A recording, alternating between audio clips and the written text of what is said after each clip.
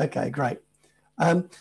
Right, so what I want to talk about today is marketing. But normally when we look at marketing, most people will focus on the material you're pumping out into the market. What I really want to talk about today is the material itself. What is it that the perception is from the people who you want to influence? How do they see what you're doing, and are they reacting to it in the same way as you want them to react? So that's where we're coming from today. Marketing presence, as I'll call it. How are you perceived in the actual market? The key questions I start with is, do your market actually know you exist? Now, depending on which sector you're actually in, this can actually be horrific. I mean, if you go into the construction industry, I'll give you an example. Quite a few years ago, when we built our first house, so we're going back 30 years ago, there was this roofer who was really, really good, and he did our roof for us. I knew his name, I knew roughly where he lived, I knew what he called his company. But could I find him anywhere? Could I find any reference? No.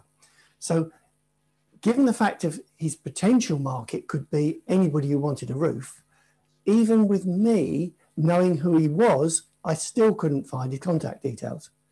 So first question for you, how exposed and how accessible is your business to the target market that you want to service? Now, the second thing is, if you actually had any dealings with them, would they remember the service that you delivered? What made you stand out? What made you different that somebody remembers? Now, the example I'll give you to this is, if you buy things from, say, eBay, which tends to be, to my way of thinking, the quick way to find a comparison on price and pretty much everything's on it. You buy something and then you think, oh, I could do with another one of them. Very often it's such a bland environment, it's really, really difficult to work out who it was you bought from in the first place. And it's only when you click on it and then the eBay tells you, oh, you've dealt with this person before and bought from them, that it closes the circle, but it's not making you memorable. So what is it you do with your product that makes you memorable? And the third thing is, actually, if you were to survey all your customers, what would they say about you? And what would you like them to be saying about you is probably more to the point. So it's these areas. And the thing is, you can be a likable, honest person. And I've heard this comment a few times recently, where I've asked somebody, well, what's this particular person or company like to deal with? And they come back and say, well, he's a really nice person, and you can see he's really got the best intent, but actually he's a nightmare to deal with because he's disorganized and he forgets things, then you have to go back to him. So you've got the opportunities there, you're generating the right image, people trust you, but they're not actually seeing you giving a great service. It's an opportunity for improvement. I think it's easy to fall into that category. So where are we going to start? Let's start really on who is actually your target market. Now, target market is really where we come down to the next level, which is actually the niche. So what is it you're doing that makes you special? What is it's going to set you as a differentiator to everybody else? Because if you haven't got a niche, you get lost.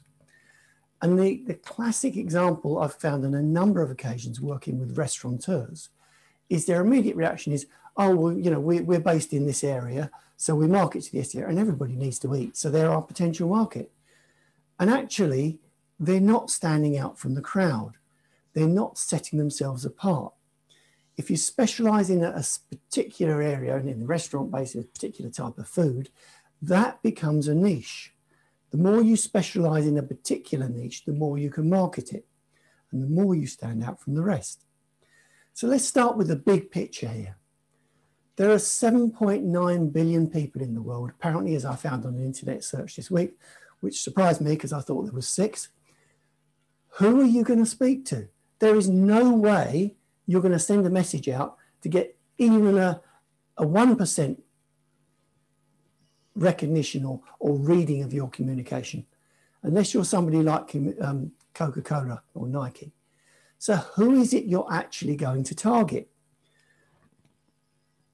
Those number of people is obviously astronomical. And the first easy one is going to be to narrow it by geography. Once you narrow it down by geography, then let's go to another area. What is it that makes you different? What is your USP, unique selling proposition? Because this is your point of difference. This is what's going to set you apart. And the more unique and the more special and the more desirable you can make this, the more people are going to recognize you with the product and remember you, create some memorability.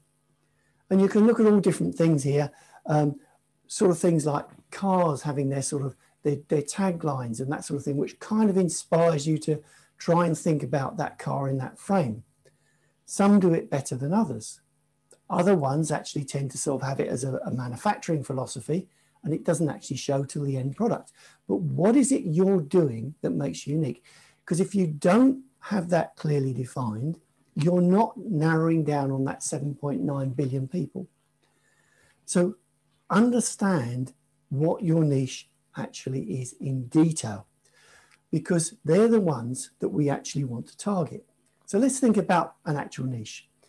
Ideally, truly unique. It's exciting to your target market. Now that's the whole point. There's no point in having a target market that doesn't align with your niche. Something that gets people talking. It needs to be something that they associate with that is going to get them to engage.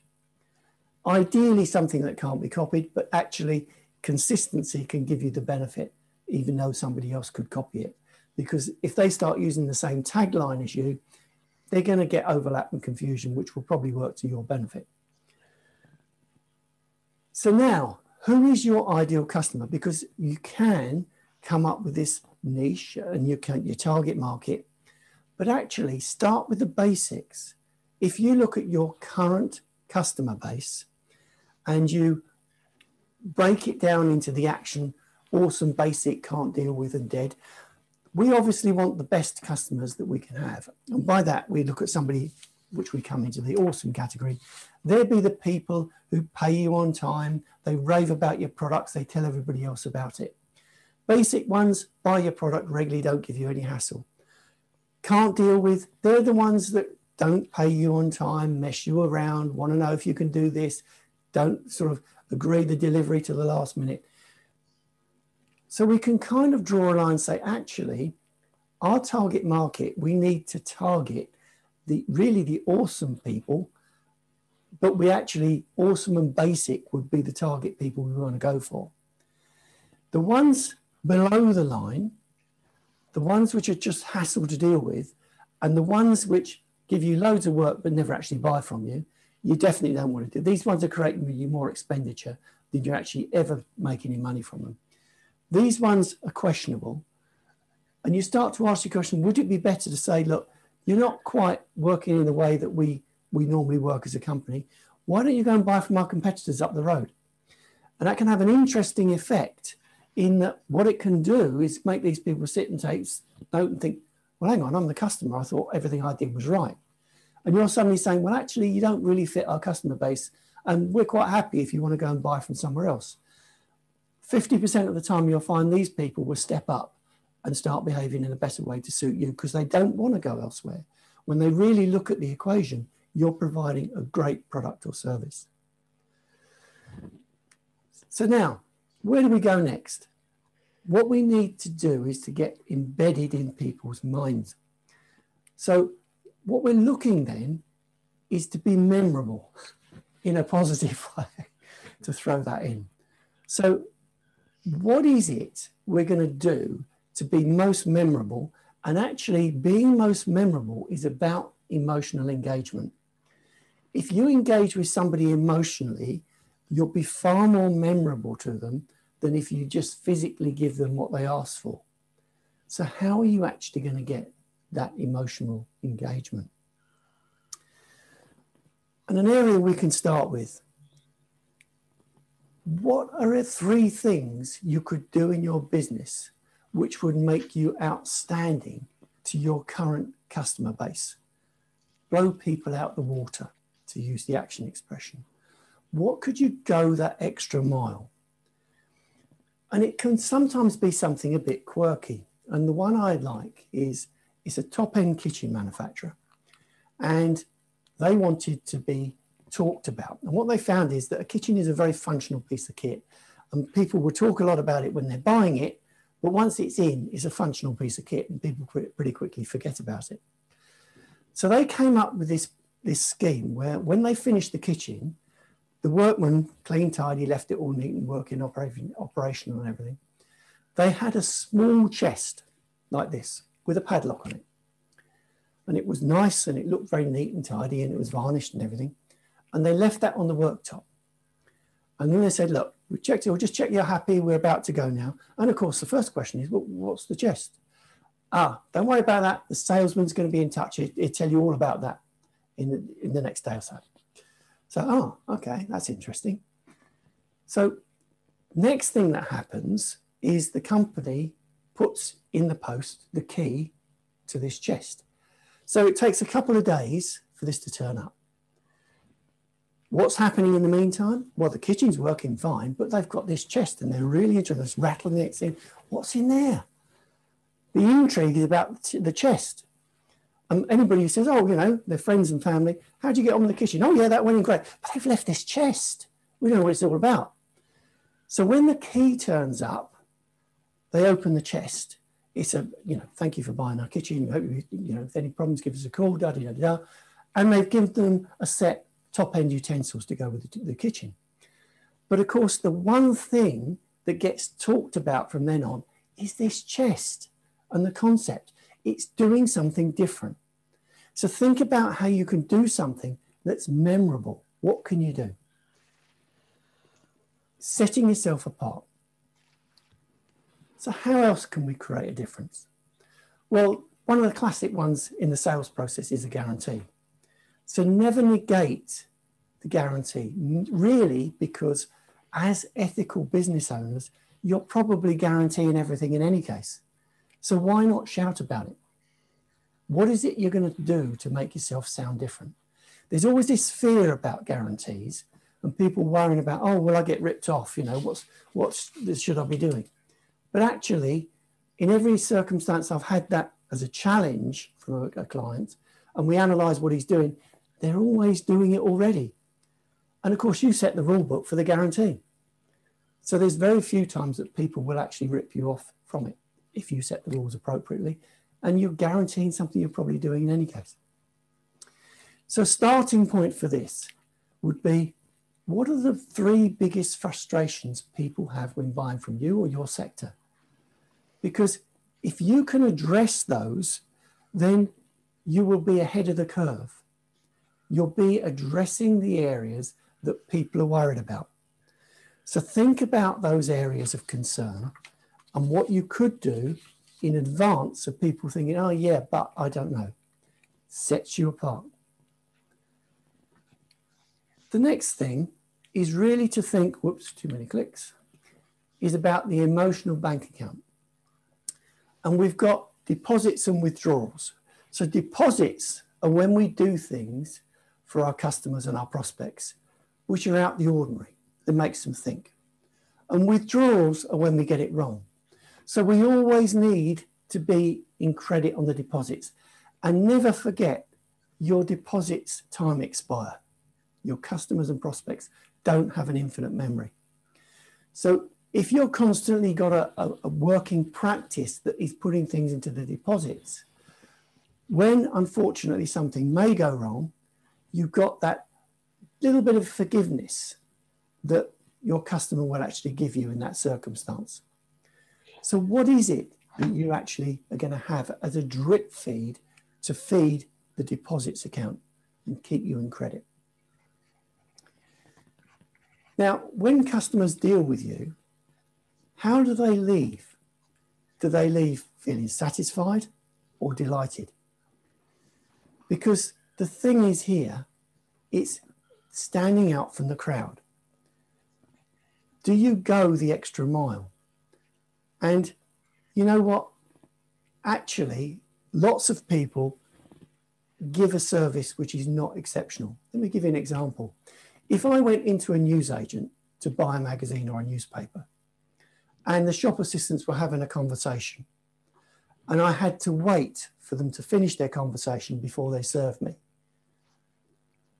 to be honest, I would leave with satisfaction, I got my newspaper. But actually, I wouldn't leave it with delight. So let's think of another circumstance. I'm in a supermarket, is the classic one, and I want to get something, and I can't find it. And I go to a shop and says, can you tell me where I've got to go to find this? And they say, oh yeah, no problem at all. And they actually take me there and they show me the shelf where it is. That is going the extra mile. That's a bit memorable because I expected, I would have been satisfied and said, oh yeah, right on aisle number 6. That was what would have made me satisfied. But actually, they're giving me that extra level of service and created delight. So what is it you do to go that extra level? Because ultimately, customers remember when you go that extra mile. They want to be satisfied, but they will talk about getting more than they expected. The other thing is that customers expect you to keep getting better.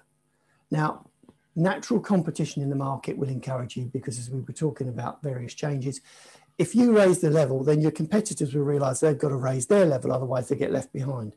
So you have to have a constant innovation as to what you're actually working to improve the surface and get recognized. So if you don't, your competitors will overtake you. So let me give you a kind of overview as how I see this. The first thing is consistency, because the trouble is, even if you give an outstanding service, but not every time, people who go to you because they've had an outstanding service will kind of think it's fallen apart when they go the next time, just get good. So consistency is really important. The second thing is easy to buy. How many times do you go onto a website and think, well, how do I buy this? Where's the shopping cart? How do I add it to the shopping cart? So is it easy to deal with you? Or when I phone you up, do I have to go through a whole rigmarole of press 6, press 5, wait, oh, an operator will be with you within 5 minutes. Great, that's not easy to buy. What we want to do is to generate the wow factor. Wow, that was so easy to deal with that company, and their product did everything they said they were going to do and more. They over-delivered. Standing out from the crowd. So why do we lose customers? Let's use this as the final focus. And we can look at this list because it's been defined. 1% of people, customers die, 3% move house, 5% buy from a friend, 9% sold by a competitor. So this is your competitor. The first one, your competitor is doing a better job than you are, 9%. Interestingly, only 14% leave because of price. Because if they're getting a good service, generally speaking, they're more likely to come back to you and say, you know what, I'm going to go somewhere else unless you match this price. So you're in the loop. The big one is perceived indifference. 68% of people leave you because of perceived indifference. You don't recognize them as being your best customers and keep coming back. In the way they interpret it is you just don't care. The way you interpret it is I've been busy and I've been working on other areas and actually I hadn't had time to sort of do the courtesy things. So to me, this is very much the area to concentrate on if you're going to work the business going forward and move things forward. So which would be the approach I would suggest would be this. Think about things that you do for regular, possibly weekly communication. And this could be a newsletter or it could just be a keep in touch. What is it you do just to be a trickle of information? And this is where social media is brilliant. Something monthly, customer activities. Do you have a meal or do you do something a bit more special? Things which are important to your customer on an annual basis. Recognizing birthdays, sort of doing events that actually suits them. So going these extra mile, doing things makes you stand out for the crowd. These are the things which are going to embed in your customers emotional side of their mind and will make you memorable. So I make that spot on 20 minutes. I hope you found that's interesting.